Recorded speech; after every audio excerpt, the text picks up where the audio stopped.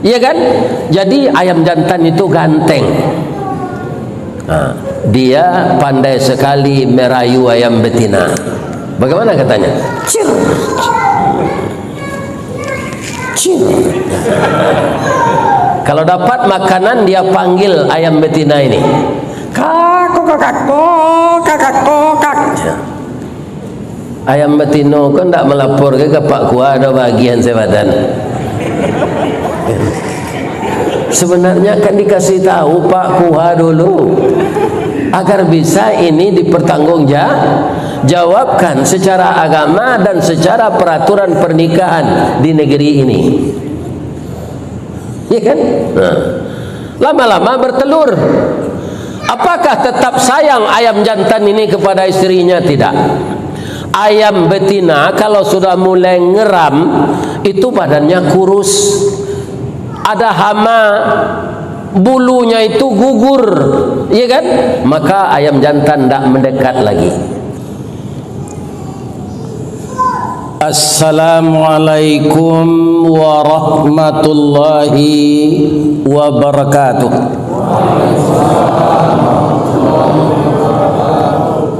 A'udzu billahi minasy syaithanir rajim.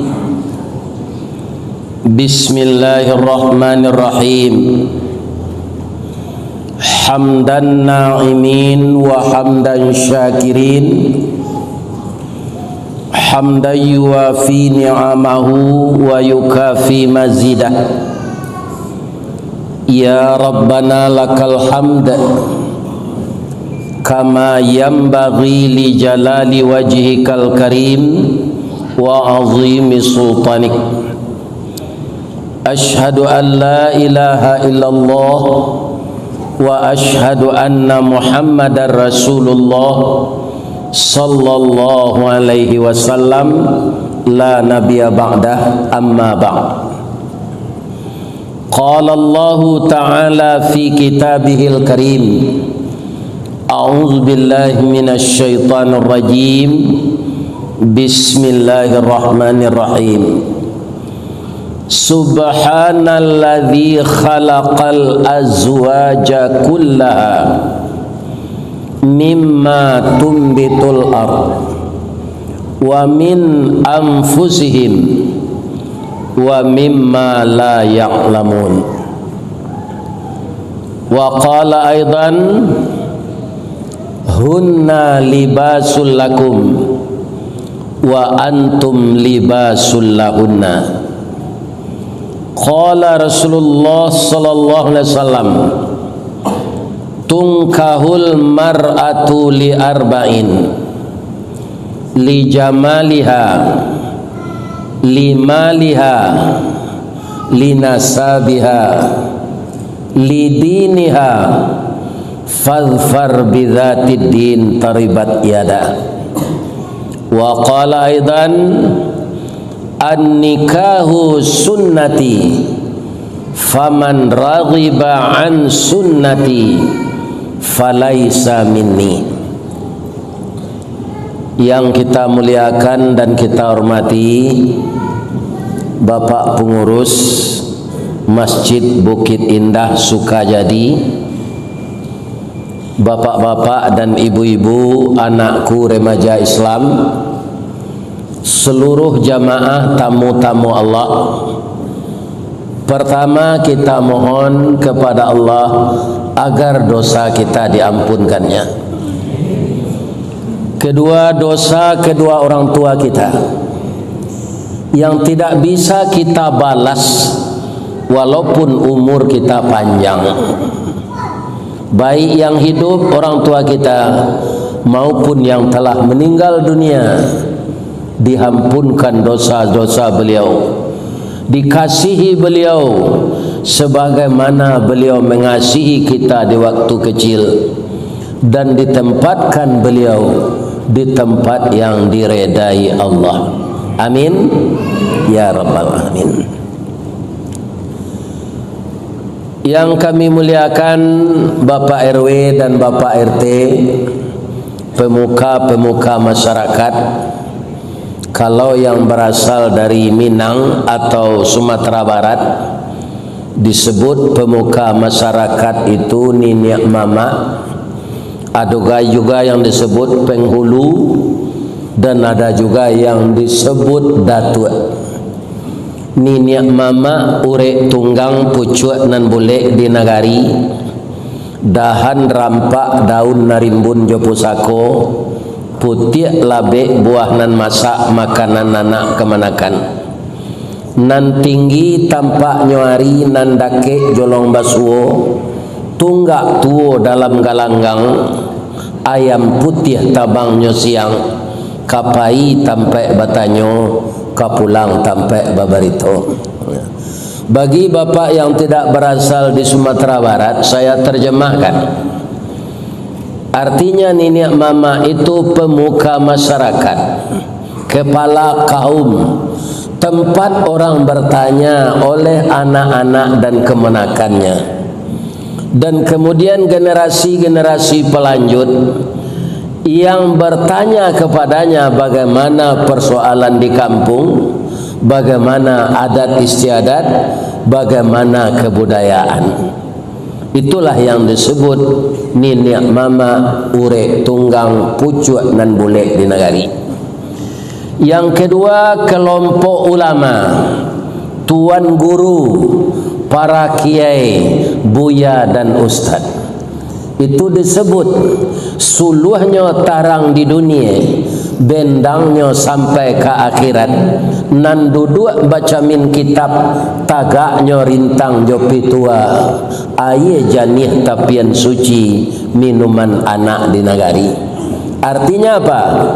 Kalau di dalam agama kita Islam, ulama itu pekerjaannya mencerahkan umat, membagi ilmu kepada pelanjut-pelanjut dia, dan tidak disembunyikannya ilmunya, diajarkan kepada generasi selanjutnya. Maka disebutlah suluhnya tarang di dunia, bendangnya sampai ke akhirat, aye janih tapian suci. Bagi orang yang belajar dengan ulama itu, kemudian dia amalkan yang disebut air jernih tepian suci tadi, minaz zulumati ilan nur. Dia akan keluar dari yang gelap kepada yang terang, dari yang sesat kepada yang betul, dari yang salah kepada yang benar. Itu adalah peran ulama di tengah-tengah umat. Sekarang saya menghadap kepada ibu-ibu. Kalau di negeri kita di Sumatera Barat, ibu-ibu ini disebut bundo kanduang. Apa itu bundo kanduang? Limpapeh rumah nan gadang, sumara anjuang paranginan, kaunduang-unduang ke Madinah, kapayong panji ke Sarugo. Jadi ibu-ibu ini sangat tinggi derajatnya. Jadi kalau ada ibu-ibu yang menjual dirinya, melacurkan dirinya, dia tidak berhak disebut bundo kanduang lagi. Karena di dalam aturan adat tadi, kaunduang-unduang ke Madinah, kapayong panji ke Sarugo, ambam puru aluang bunian, urang nan duduk jo sukatan, panyayang jo pakir miskin, paibo jo anak dagang. Itulah bundo. Apa saja makanan yang enak dibikinkan oleh bundo ini. Ini yang disebut panyayang jo pakir miskin, paibo jo anak dagang. Mungkin secara praktek, ya kan, entah berapa umat Islam yang berbuka bersama di Masjid Bukit Indah ini. Saya terima informasi tadi, itu tidak ada yang kekurangan makanan. Yang membikin makanan itu siapa? Adalah bundo kanduang. Bagaimana cara membikinnya? Dia sangat hebat, Pak. Satintik santan dikuali, masak kalio sikua kabau, harum setahun perjalanan. Ya tu Bu, satu titik aja, setitik, ya kan, setetes. Itu masak daging sikua kabau, harum setahun perjalanan. Dek santiang beliau batanak, sagantang bare di tanah, kanyang laurang sabatamnya. kok tamakan dirasonasi 3 tahun tainda lapa ampe musim tarasoyo lamanya. Itulah ibu-ibu kita. Dan di dalam Al-Quran, ibu ini ada sebagai nama surat, namanya surat An-Nisa. Tidak ada surat Ar-Rijal, surat laki-laki, tapi yang ada surat ibu-ibu An-Nisa. Karena ibu sangat dimuliakan oleh Islam, sangat diangkat derajatnya oleh Allah. Jangan diturunkan harga diri kita. Wanita adalah emas yang tidak akan pudar kalau dia tetap berpegang teguh kepada agama Allah. Maka disebutlah dia bundo kandung. Ada lagi anak-anak kami yang muda, remaja putri. Itu siapa dia? Remaja putri itu, dia akan melangsungkan keturunan ibunya yang telah tua. Maka remaja putri itu disebut, kan? Siapa dia? Ube jariah palare damam, si dingin tanpa di kapalo, balahan nyawa badan diri, talu ancur danau baguluang, pasti menjadi persimbangan. Ketika ibu-ibu melahirkan anak kita yang putri itu, kita berdoa, kesemuanya berdoa. Doanya tidak sembarang doa. Doa dianta ayamato, lalu membubuang masuk ambun, tabang menyisi awan, lapeh ke langit 7 tingkik, tibo di aras kabasaran. Di sinan gantiang putih biang latabuk, pinta boleh kandak malaku, anak kita lahir ke dunia. Masuk ketek diajar mandi, lagak gadang diajar makan, dibalikan subang jogalang, sarato manik ganto balampi, dari ketek sampailah gadang, sampai menjadi anak gadis. Siang disuruhnya sekolah, malam diajarnya mengaji, anak gadis masak pengajar, bak banih setangkai padi. Ustaz, kami tidak mengerti bahasa itu. Jadi anak gadis yang dididik secara sempurna, baik itu adat istiadat di negerinya maupun agama yang kita anut ini agama Islam, sempurna dia diajarkan. Itulah anak gadis yang terdidik dengan baik, menguasai ilmu dunia dan pandai berhubungan dengan Allah setiap saat. Anak gadis yang seperti itu tidak akan pernah putus asa kalau dia putus bercinta. Banyak juga orang yang putus asa bercinta ini, Pak, bunuh diri di Jembatan Barelang itu. Itu katanya, saya juga tidak tahu. Para jemaah, kenapa? Apa yang tidak kuat itu? Yang tidak kuat iman. Iya kan? Iman yang tidak kuat. Maka kita doakan remaja kita yang remaja Islam yang putra, remaja Islam yang putri, itu adalah pengganti kita yang tua-tua ini, Pak. Untuk itu, apapun ilmu yang Bapak miliki yang bermanfaat bagi orang banyak, ajarkanlah kepada anak-anak kita. Dan jangan kita orang tua ini mencontohkan yang buruk kepada yang muda.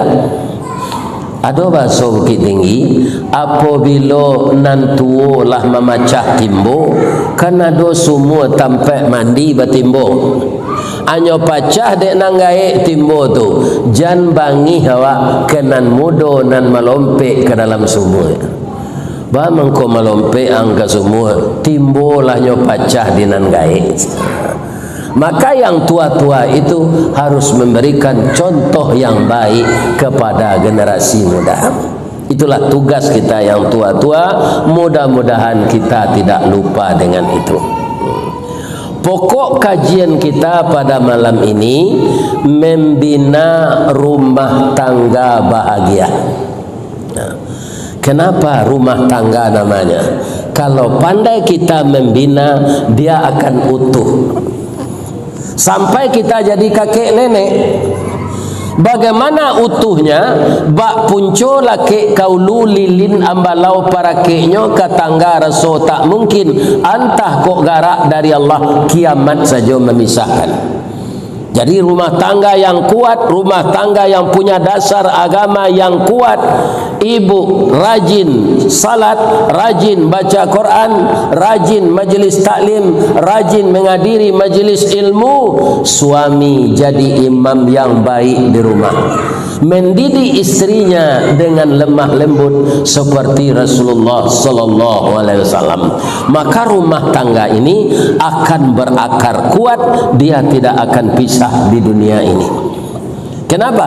Karena dia tahu bahwa rumah tangga yang disusun dengan baik itu kalau disia-siakan jadi dua tangganya. Apa itu?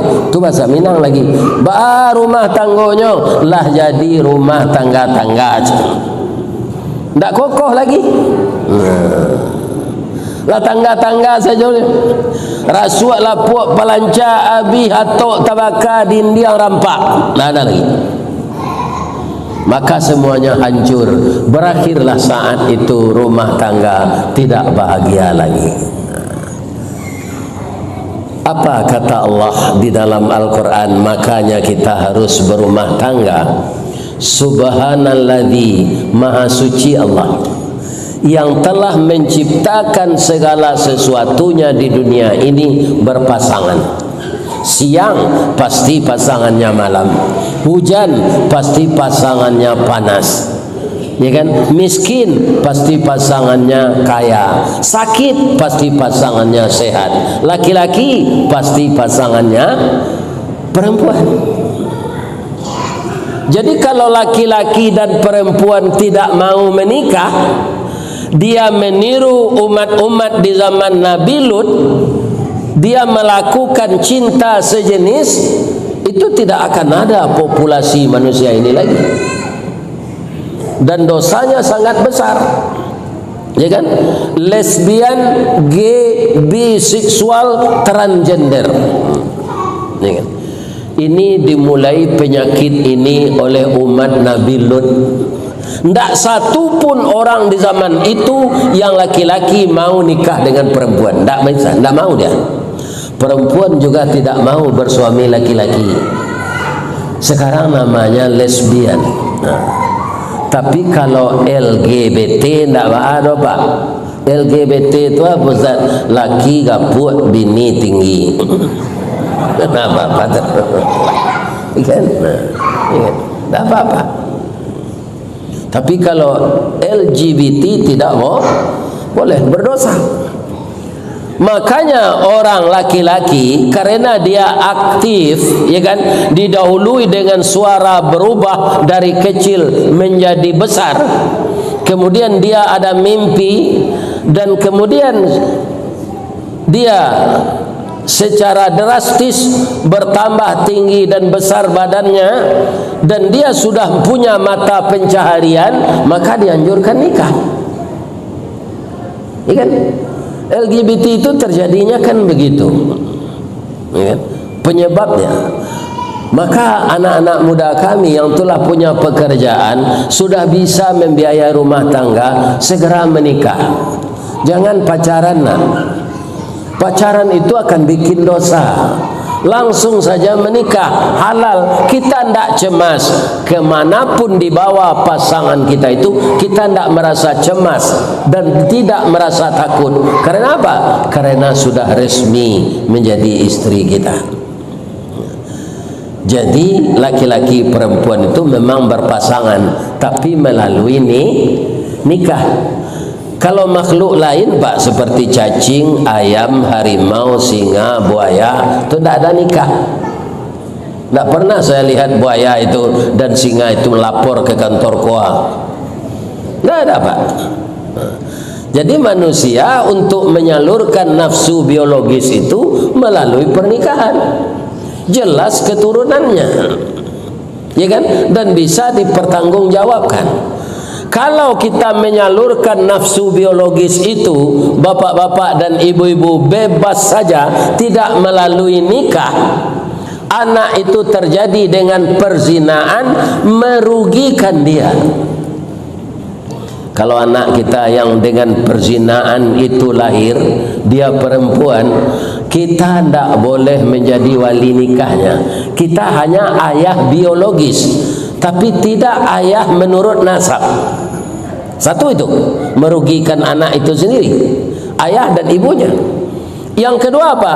Dia tidak dapat hak waris, padahal dia keturunan kita secara biologis. Jadi sangat merugikan kalau orang berzina. Ada juga sekarang orang menikah dia, tapi setelah hamil. Karena apa? Karena setiap malam pergi berduaan ke tepi laut. Dia pandang laut yang bergelombang, matahari seakan-akan tenggelam di ufuk barat. Saat itu dia mendekat kepada pasangannya. Abih malu dek biasa, abih miang dek bagi sia. Akhirnya terjadilah perbuatan yang tidak baik. Kemudian hamil anak gadis ini, maka dia minta kepada pasangannya, bang, segera kita nikah. Nikah. Karena sudah dahulu dia berzina, 3 bulan sudah nikah, lahir anak perempuan. Dikasihnya nama Siska, siap sebelum kawin. Nah, ini bahayanya kalau berzina. Tapi kalau kita menikah secara baik menurut aturan Allah, ya kan, anak kita itu tidak rugi secara syariat dan tidak akan jadi sebutan di tengah masyarakat. Bapak-bapak dan ibu-ibu serta anakku para remaja yang hadir ini sudah nikah semua ya? Sudah, ada yang masih lajang. Ya kan? Orang menikah itu motivasinya apa? Nabi semuanya bapak-bapak beliau berikan kepada manusia ini petunjuk-petunjuk agar dia tidak tertersesat. Coba kita lihat hadis ini. Tungkahul mar'atu li arba'in. Biasanya perempuan itu dinikahi oleh laki-laki karena 4 perkara. Nabi sangat tahu Pak, orang mau menikah itu yang dilihat pertama itu wajah, ya kan? Calonnya itu yang dilihatnya wajah, bukan kaki, ya kan? Maka Nabi mengatakan pertama sekali boleh kita melihat apa? Li jamaliha, karena kecantikannya. Tapi cantik itu Pak relatif menurut mata yang memandang. Kalau saya katakan dulu ketika kami masih muda dengan istri saya katakan istri saya itu paling cantik, salahkah saya? Tidak, karena menurut mata saya dia yang paling cantik. Saya mau menikah dengannya. Mungkin bagi orang lain tidak cantik. Jadi cantik itu relatif. Kaum muslimin yang terhormat, bapak-bapak, kalau di dalam berumah tangga kita mencari calon yang cantik, ya kan? Itu tujuan utamanya, rumah tangga itu tidak akan bertahan lama. Berapa banyak kaum muslimin, orang-orang selebriti yang menikahnya sambil umrah. Cantiknya tidak tanggung-tanggung Pak. Yang laki-laki ganteng, yang perempuan cantik, ya kan? Nikahnya dekat Ka'bah. Tapi setelah pulang dari umrah itu tidak beberapa bulan pisah, cerai. Dan itu kaum muslimin dimasukkan pula ceritanya ke televisi, ya kan? Maka dia jadi gunjing nasional, jadi gibah nasional. Ini tidak didasari pernikahan itu karena agama. Jadi janganlah mencari yang cantik. Cantik itu mungkin sepadan juga dengan kita. Saya dulu ketika menikah, apa kata adik mak saya, Ristawardi, kamu itu mirip dengan istrimu. Jadi kalau mirip itu berarti kami seimbang. Tapi kalau begitu kata adik mak saya tu, bang kau amuhangnya itu ndak tanggung buruknya biniang kan, ndak sepadan jangan. Ya kan, jelek sekali wajah istrimu ini. Tapi adik mak saya itu nyebut kamu mirip dengan istrimu. Berarti apa? Itu kaum muslimin, Allah mencarikan jodoh yang seperti itu. Kalau kita sudah menikah, yang mencarikan jodoh itu siapa? Allah. Yang harus disadari lagi kekurangan-kekurangannya itu biasa. Jangan ini dijadikan patokan untuk pisah lagi. Kalau engkau melihat sifat suami dan istrimu ada kekurangan, engkau lihat dari sudut yang lain ada kelebihannya. Ya kan? Kita harus sadar itu. Jangan kita mengatakan tak cocok ini istri saya, harus saya cerai dengannya. Sedangkan Allah telah mempertemukan kita. Sebenarnya apa? Karena kita tidak mau mengetahui kelebihan dan kelemahan masing-masing, sehingga terjadilah perceraian.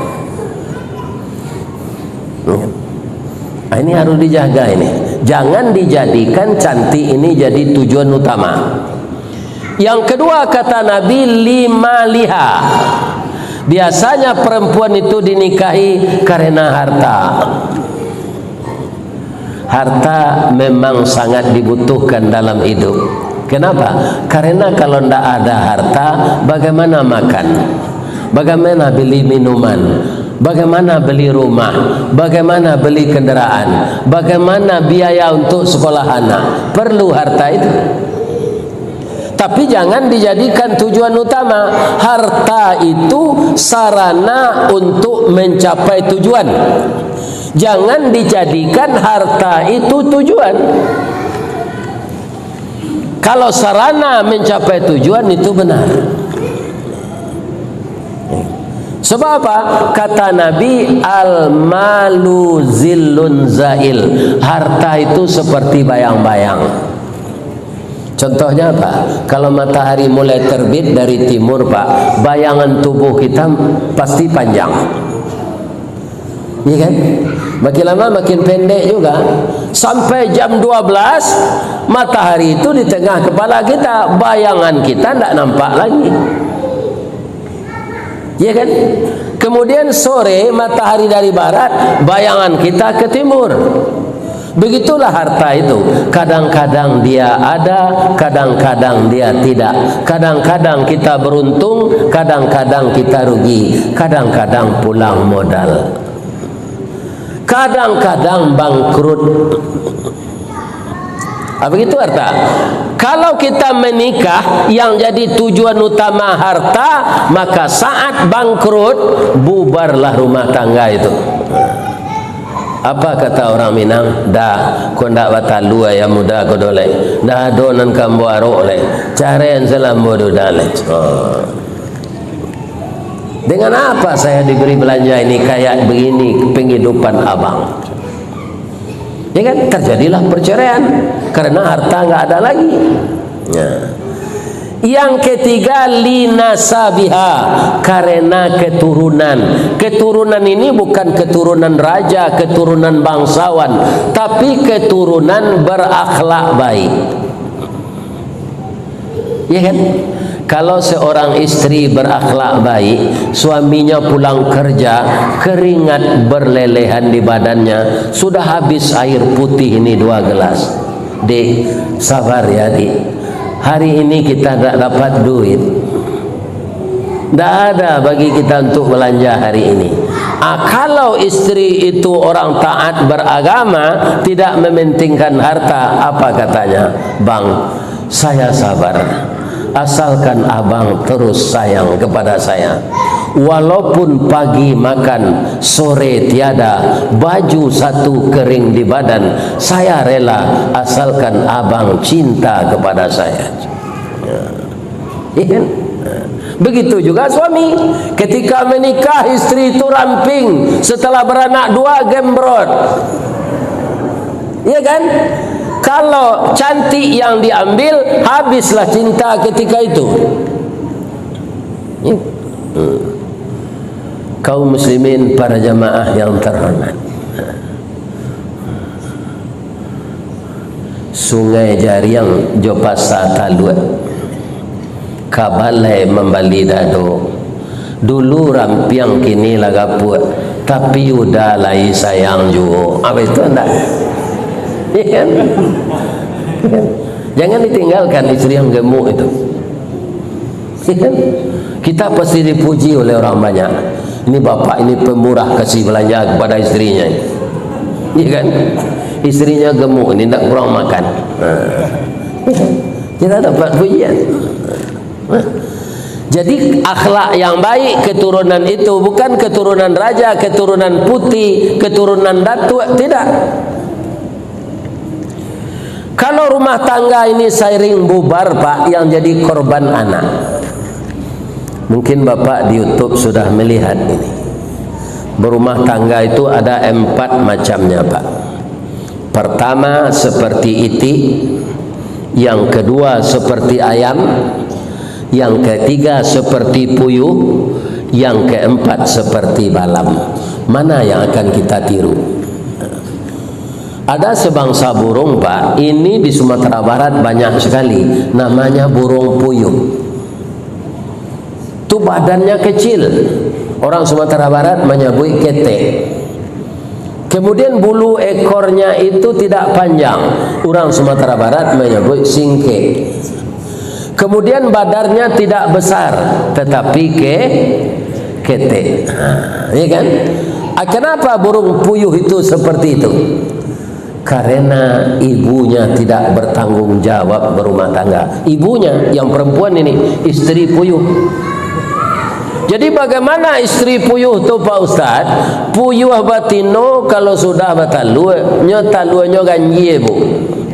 Kalau ndak 3, 5, kendak 5, 7, kalau ndak 7, 9. Lah sudah nyo batalue tu nyo pai seleh. Bapak-bapak yang tidak mengerti bahasa Minang, telur puyuh itu ganjil pak. Kalau ndak 3, 7, kalau ndak 5. Kalau sudah telurnya itu selesai keluar semua, dia pergi. Dia tidak eram telur itu. Maka suaminya begini di pematang sawah. Kemana istri saya ini? Hari mau hujan, telur ini perlu dierami, tapi dia tidak ada. Kalau bahasa Minangnya, kamalah bini dan cako. Baik kau diingin talua kau tidak diarami. Tapi karena dia merasa bertanggung jawab, maka puyuh jantan ini mengerami telur istrinya sendiri. Karena telur ini keluar dari rahim istrinya atas kerjasamanya berdua. Jadi dia terpanggil untuk mengerami telur ini. Sambil marampak nyoimbo jo bininya. Ibu mendengar puyuh jantan membawa bini ke?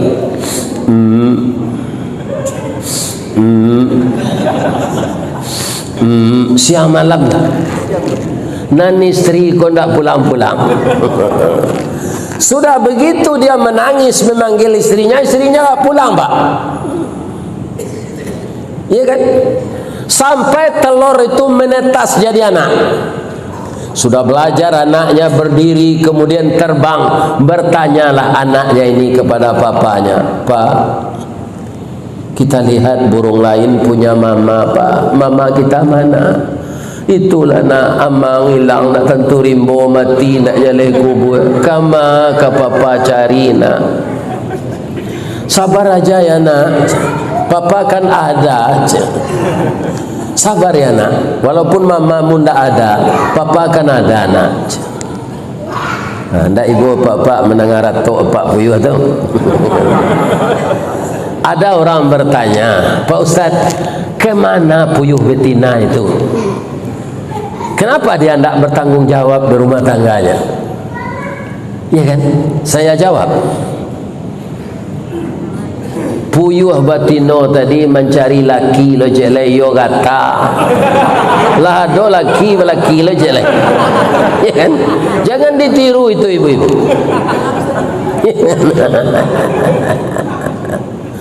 Lah batalu lo je laki baru tu beko anyo tabang lo balik nyo cari lo laki jelek. Jadi puyuh betina itu Pak, dia pergi itu cari suami lagi. Telur itu dibiarkan saja terlantar. Sudah bertelur lagi, ditinggalkan suami, cari lagi puyuh jantan yang lain. Tidak puas-puasnya satu suami. Jadi bapak-bapak kalau ada punya kebun di Batam ini, bertemu oleh bapak puyuh betina itu sembelih saja lehernya. Kenapa? Dia cari laki panjang aja, tidak puas-puasnya. Jadi jangan ditiru berumah tangga seperti puyuh.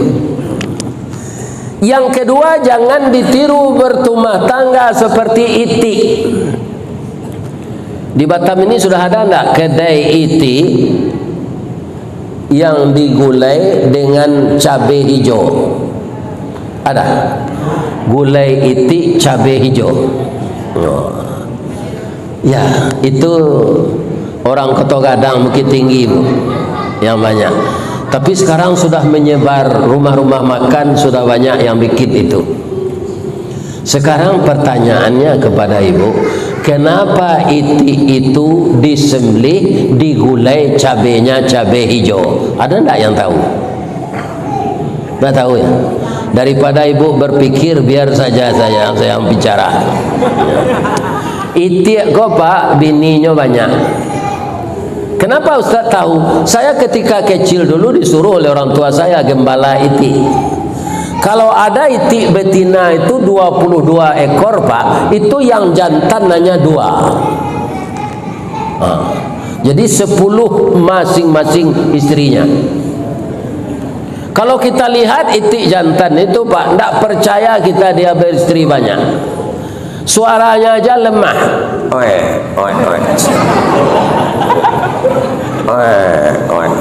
Itu aja, tidak tegas. Kalau itik betina itu keras suaranya. Tapi begitulah kenyataannya. Setelah semua istrinya tadi bertelur, bertanyalah itik jantan ini sebagai kepala rumah tangga, "Dek, sudah selesai telur keluar?" "Sudah bang." Amarah melalaj. Rupanya bini itik ko pahlawan ke lakinya satu apa. Siapa dia tu ikut ada matalu, ada yang suruh maram, wah lah maram lagi. Dia durhaka kepada suaminya Pak. Disuruh mengerami telur, dia enggak mau. Iya kan? Akhirnya itik jantan ini juga enggak mau mengerami, dicari solusi lain. Iya kan? Apa solusinya? Nyosarayuan ka indu ayam marami telur kok. Indo ayam kok baralo dapet fee ko lah. Apa terima lo marami telur itu. Ya kan? Apakah bisa menetas 3 minggu? Tidak bisa. Karena telur itik ini tebal. Sebulan makanya netas. Setelah keluar dari telur, lama betul induk ayam ini memperhatikan anaknya. Begini, tak kerdip matanya. Bah mengkocu itu Pak Ustaz, anak balawin dari awak. Karena nanti arami talui teliti. Atibo kawannya dari Muaro Paneh Solo. Kata kawannya, wah tangan nu angkat aja. Dah cotok runciang lainnya picak. Kan? Kalau kita lihat Pak, ya kan, paruh itik itu kan melebar, picak, pipis ya. Apa namanya itu? Nah ya. Tapi kalau ayam itu runcing, ya kan? Dicoba mengajari anak ini mengais tanah, tapi anak melompat ke dalam air. Itulah jadinya ayam beranak itik. Tidak bisa idenya disamakan. Yang rugi siapa? Ketiga-tiganya. Induk ayam salah kaprah, bapak itik tidak ketahuan anak, induk itik tidak tahu lah anak. Yang anak ini semakin hari semakin dewasa, semakin besar. Yang orang tuanya tadi semakin lemah. Nah, supaya jangan mati percuma, siapa itik jo induk itik kok nyogulai jauh di orang. Itu sebabnya.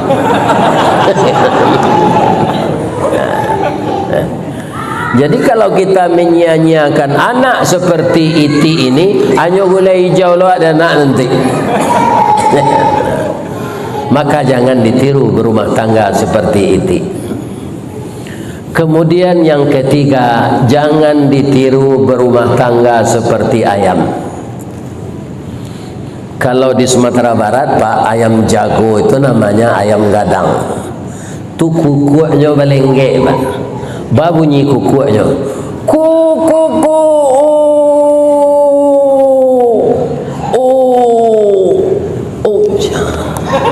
itu bulunya mengkilat, susuhnya di bawah runcing dan tajam, ranggahnya merah indah, iya kan? Jadi ayam jantan itu ganteng.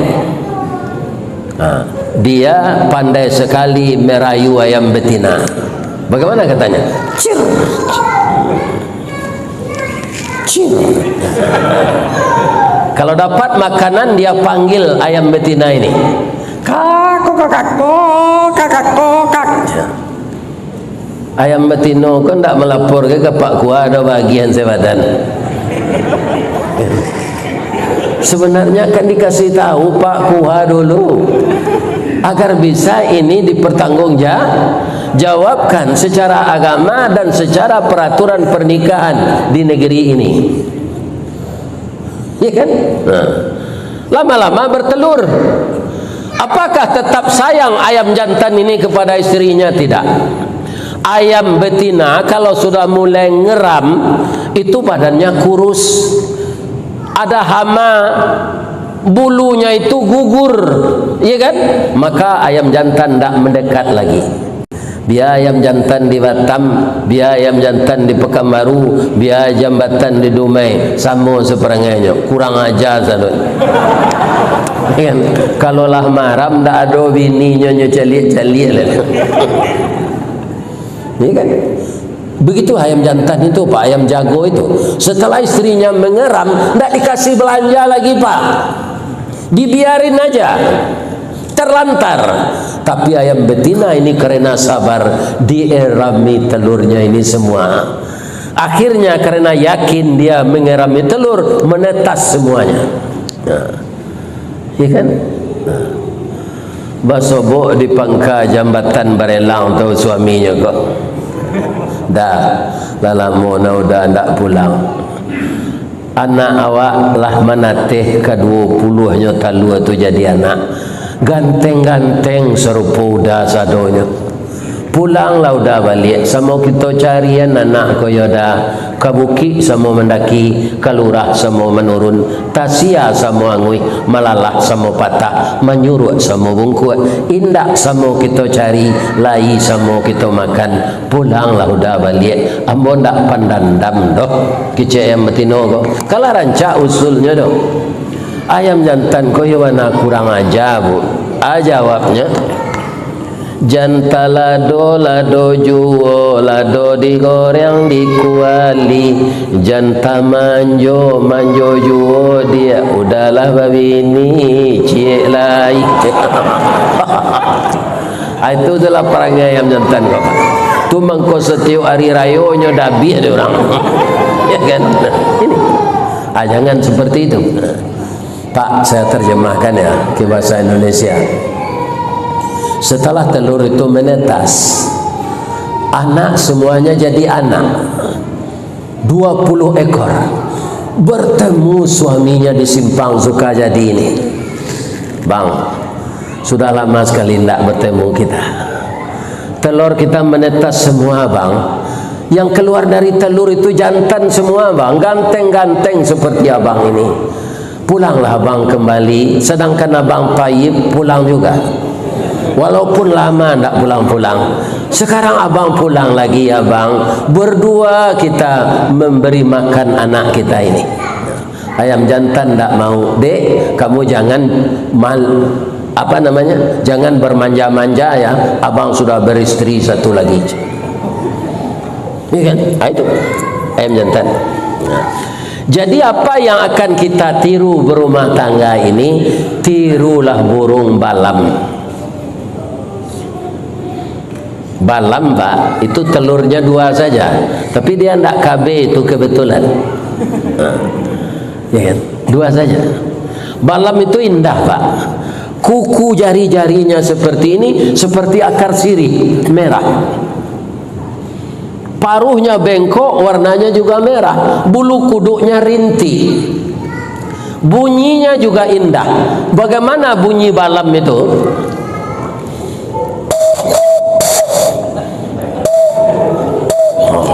Indah bunyinya. Bagaimana balam itu bisa begitu, Bu? Balam jantan kalau istrinya sudah ngeram, ya, ini istrinya ya, ngerami telur 2 butir aja, dia hinggap di sini, di samping istrinya. Nanti istrinya ini lapar, mau membersihkan bulu. Karena suaminya di sini, dia tidak perlu pakai WA, ya kan? Dia bisik aja. Bang, ada yang tersesat ke jamban. Saya mau pipis bang. Digantikan, terbang istrinya ini, digantikan mengeram oleh yang jantan. Istrinya pergi itu. Agak 10 menit, agak 20 menit mencari makan, mandi, membersihkan bulu. Ayam jantan ini mengeram 10 hari pula. Nanti setelah selesai, dia hinggap pula di sini. 10 hari yang jantan ini tentu sudah lapar pula perutnya. Dia bisik pula sama istrinya. Dia, abang kata cik. Saya mau buang air besar dek. Digantikan pula oleh istrinya. 20 hari, 21 hari menetas. Maka gantianlah mereka mengajar anaknya terbang, mengajar anaknya makan. Maka anak balam itu indah dilihat mata. Karena apa? Suami istri balam itu bertanggung jawab di rumah tangganya, tidak menyia-nyiakan istri dan anaknya. Itu contoh alam pak. Orang Minang begitu pak. Bagaimana orang Minang ini? Panakiak pisau sirawi, ambiak galah, batang lintah buang salodang jadikan niru, nan satitiak jadikan lawi, nan sakapa jadikan gunung, alam takambang jadi guru. Ya kan? Maka kita melihat alam semesta ini bisa jadi guru kita. Ya kan? Kenapa? Yang ada ini adalah nikmat, rahmat Allah. Kaum muslimin, coba kita lihat. Berbahaya enggak kalau laut bergelombang untuk nelayan? Berbahaya. Kalau kita berpikir satu sudut pandang saja, untuk apa laut ini bergelombang? Kalau tidak bergelombanglah laut ini aman nelayan ini. Tidak ada kapalnya yang akan terbalik, tidak ada yang akan karam, tidak ada yang akan hilang. Jadi nelayan ini selamat. Kenapa kok laut bergelombang, berombak, ada tsunami, ada ombak besar? Bapak-bapak yang terhormat, kita lihat di sudut lain. Beruntung sekali kita laut itu bergelombang. Kenapa? Karena di dalam laut itu triliunan ikan. Tidak ada kita yang melepas bibitnya itu. Entah dari mana datangnya. Saya yang lebih heran lagi, di Padang sudah punya nama saja ikan ini. Tidak tahu saya siapa yang beri nama. Ya kan? Bojo, sisir, Ikan kaliang, gabu, iya kan? Gembolo Aceh, gembolo roti, tamban, awu, buncila, gadang mato, kok sagan, babau, maila, lada risiko. Banyak nama ikan itu. Entah siapa yang beri nama. Ikan itu bernapas dengan isang. Yang dihirupnya juga oksigen. Kalau laut itu tidak berombak seperti kolam, tidak bergelombang, oksigen akan hilang. Kalau oksigen hilang di laut, ikan akan mati semuanya. Tidak ada populasinya lagi. Itulah sebabnya laut itu bergelombang. Maka alam semesta ini kita pandang, kita tetap akan bersyukur kepada Allah. Ada satu lagi, Pak. Seorang yang letih jadi musafir, dia bernaung di bawah pohon beringin. Pohon beringin itu batangnya kan besar, daunnya rimbun, tapi buahnya kecil. Petani tadi sebelum tertidur dia embus-embus angin, apa katanya? Allah ini kurang adil. Masa beringin sebesar ini batangnya, buahnya kecil? Ini ada labu. Labu itu pakai gagang saja, buahnya besar. Seharusnya labu itu yang buahnya kecil, beringin buahnya besar. Kemudian dia tertidur, jatuh buah beringin itu, tiba di kepalanya, ya kan? Dia terbangun, astagfirullah, saya sudah terlanjur mengatakan Allah tidak adil. Ternyata Allah itu maha adil. Kalau sagadang buah kundu, buah beringin tadi tu pecah kepala buat. Nah, ini. Begitulah dalam hidup ini. Mudah-mudahan bapak-bapak, ibu-ibu yang hadir malam ini berumah tangga, ya kan? Saya doakan seperti Adam dan Hawa. Amin. Bagaimana Adam dan Hawa itu, Pak Ustaz? 41 anaknya. Iya kan? Mudah-mudahan Bapak juga begitu. Ya kan? Karena Nabi Adam itu tidak ikut KB. Kalau dia KB, punah kita. Yang kedua, saya doakan bapak-bapak, ibu-ibu berumah tangga seperti Nabi Ibrahim. Bagaimana Nabi Ibrahim itu, Ustaz? Istrinya tidak bisa melahirkan anak, tidak beranak, diizinkannya suaminya nikah lagi. Itu yang akan ibu-ibu tiru.